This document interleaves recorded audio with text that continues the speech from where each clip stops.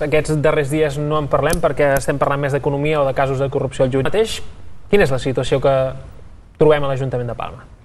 Doncs si li dic que és una situació de normalitat no me creurà, perquè tenim tota aquesta situació excepcional en quant a la conjuntura política, no? Estem en un govern en minoria, vàrem prendre una decisió valenta i compromesa, però que ens ha col·locat en aquesta conjuntura, però si li dic normalitat tampoc és que el vulgui enganar, no?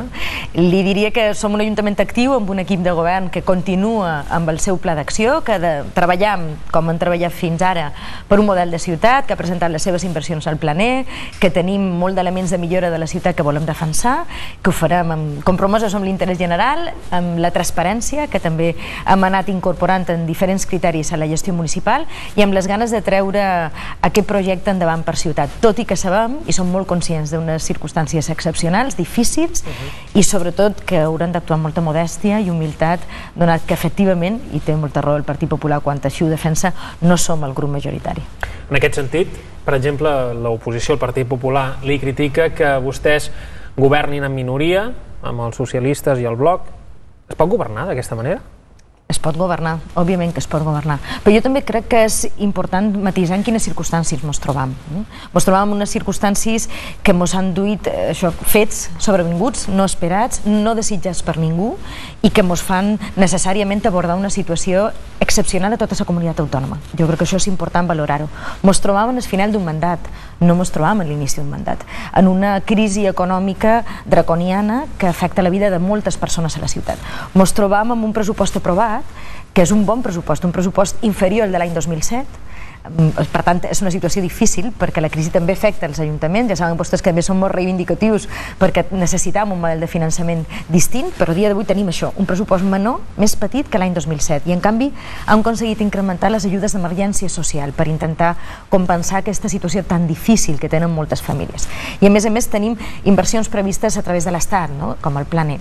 Per tant, és vera, tenim una situació de vulnerabilitat, entenc la crítica, però també és vera que tenim possibilitats de governar. Tenim una junta de govern que ens permet prendre decisions, tenim acords plenari que hem de valorar i que per suposat haurem d'estudiar i respectar al màxim, però tenim un marge de maniobra, som responsables, i això també m'agradaria deixar-ho clar. No ens mantenim per mantenir-nos, jo no hi tinc cap interès, i com comprendrà, amb tot el que passa, crec que hi ha poques persones que tinguem un interès en dir, escolta, és difícil tot això, no és agradable per ningú, no hi volem ser-hi a tot preu, no? El que passa és que jo crec que un té la responsabilitat de governar, jo tinc un compromís amb la ciutadania, amb la ciutat, no el vull abandonar. Per a mi seria un abandonament a un any i pocs mesos, a 15 mesos d'unes eleccions. Podem continuar amb aquesta fulla de ruta, ho hem de fer, si pot ser, amb el recolzament del Partit Popular per actuacions concretes. Crec que tinc l'obligació de plantejar-ho i d'Unió Mallorquina si és el cas, però en tot cas tenim possibilitat de garantir que la ciutat funcionarà i serà millor amb la nostra actuació de govern. Vostès han oferit un pacte al Partit Popular amb diferents punts, diferents propostes per intentar treure endavant aquesta situació, per donar almenys un poquet d'estabilitat fins al final de la legislatura? Si ho demana amb les mateixes connotacions que s'ha fet en clau autonòmica, com a govern no ho hem escrit en un format de document, però el que sí hem mantingut són contactes amb ells. La dinàmica municipal també és distinta, no? Doncs tenim les comissions informatives, les juntes de districte, molt d'espais on participar. Nosaltres som un govern que va decidir recuperar la presència del Partit Popular, en aquest cas de l'oposició. El Partit Popular a les empreses i organismes autònoms. Ells havien decidit expulsar l'oposició aquí de dins. Nosaltres vam decidir que retornassin. És un espai també per poder acordar, per conèixer, per compartir informació. Jo crec que tenim l'obligació de cada plenari intentar arribar a acords. En el darrer plenari votàrem coses plegats. Traguérem fins i tot amb aquestes circumstàncies acords junts. Una qüestió històrica per la ciutat, com és la urbanització de Bellavista, que segur que vostès en els informatius hi han hagut de donar notícies i rendir comptes d'una situació trista per la ciutat, d'un gran espai a la platja de Palma, molt de ciutadans no tenen ni carrers ni dotació d'aigua com toca. És una situació que resoldrem gràcies a una iniciativa d'aquest govern municipal, però recolzada pel Partit Popular. Jo crec que això és importantíssim. Ara tenim discrepàncies i això també és lògic, i també és molt lògic que ells vulguin escenificar la discrepància i exercir d'alguna manera una escenificació clara de que són un grup majoritari. Ara, en democràcia també hi ha una qüestió molt important. Qui governa, governa. I qui fa oposició, fa oposició. El que no és tolerable, crec, i això ho entenen molt bé els ciutadans, és que des de l'oposició s'impedeixi governar.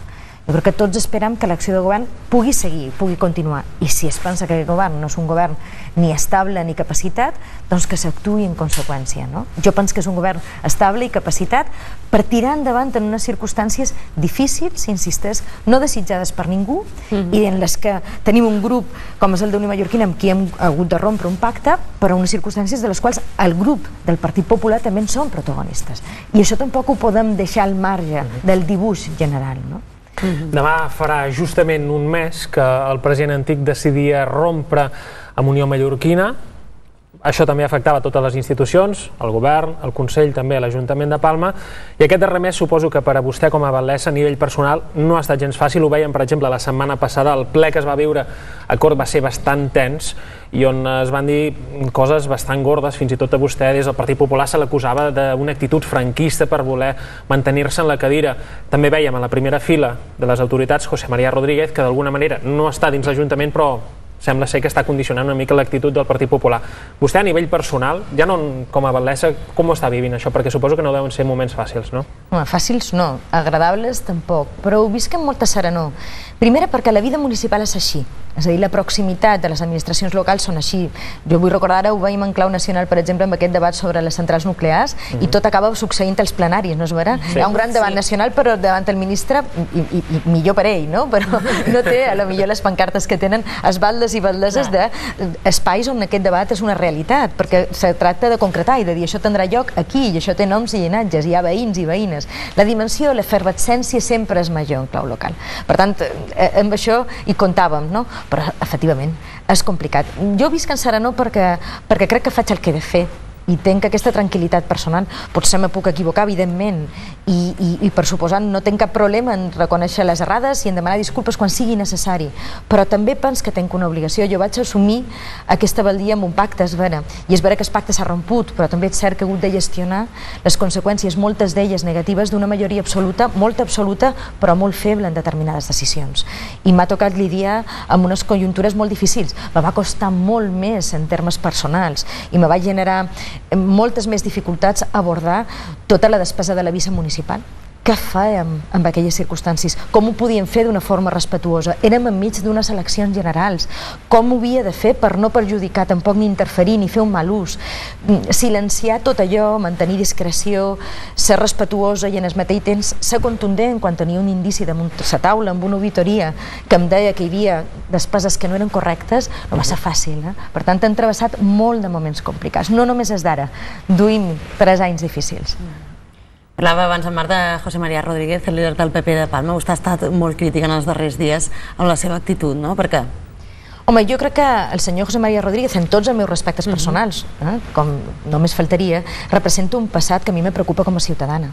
Representa una manera de fer i de gestionar allò públic que jo no compartesc. I no només no ho comparteix com a batllessa, no ho comparteix com a ciutadana, me dona intranquil·litat i sobretot crec que li dona a molt de votants, inclús del Partit Popular. Jo vull recordar que la senyora Siré va ser la que va decidir prescindir d'aquesta línia de feina dins la seva pròpia llista municipal, qüestió que jo vaig aplaudir i que a més després la va conduir a la Batllia de Palma i va ser la nostra batllessa, la meva també.